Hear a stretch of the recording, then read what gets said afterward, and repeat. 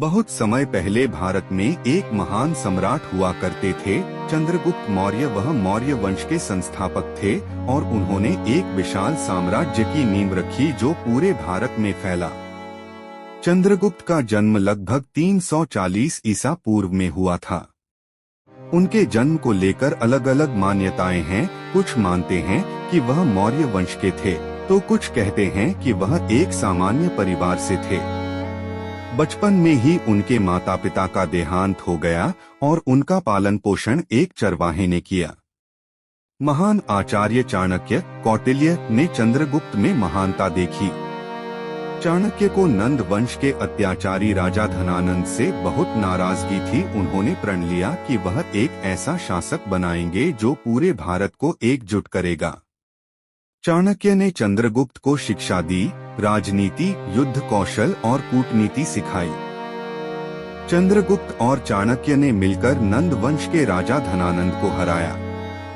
इस जीत के बाद चंद्रगुप्त ने मौर्य साम्राज्य की स्थापना की। सिकंदर के बाद उत्तर पश्चिम भारत पर अधिकार। जब सिकंदर भारत से वापस गया तो उत्तर पश्चिम भारत में बहुत उथल पुथल मची थी।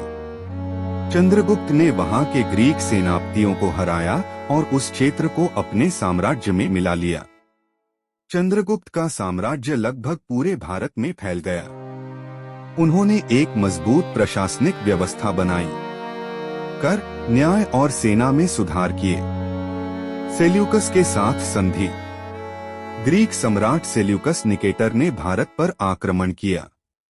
चंद्रगुप्त ने उसे हराकर संधि की। इस संधि के तहत चंद्रगुप्त ने सेल्यूकस की बेटी से विवाह किया और बदले में अफगानिस्तान, बलूचिस्तान और ईरान के कुछ हिस्से अपने साम्राज्य में मिला लिए।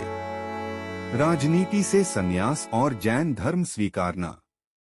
अपने जीवन के अंतिम वर्षों में चंद्रगुप्त ने सिंहासन अपने पुत्र बिंदुसार को सौंप दिया। उन्होंने जैन धर्म स्वीकार कर लिया। वह जैन साधु भद्रबाहु के साथ कर्नाटक के श्रवणबेलगोला चले गए। वहीं उन्होंने उपवास करते हुए समाधि ले ली। चंद्रगुप्त मौर्य भारत के पहले ऐसे सम्राट थे जिन्होंने लगभग पूरे भारतीय उपमहाद्वीप को एकजुट किया। उनका शासन न्यायप्रिय, मजबूत और प्रजा के कल्याण पर आधारित था। उनकी विरासत उनके पोते सम्राट अशोक ने आगे बढ़ाई, जो विश्व विख्यात हो गया।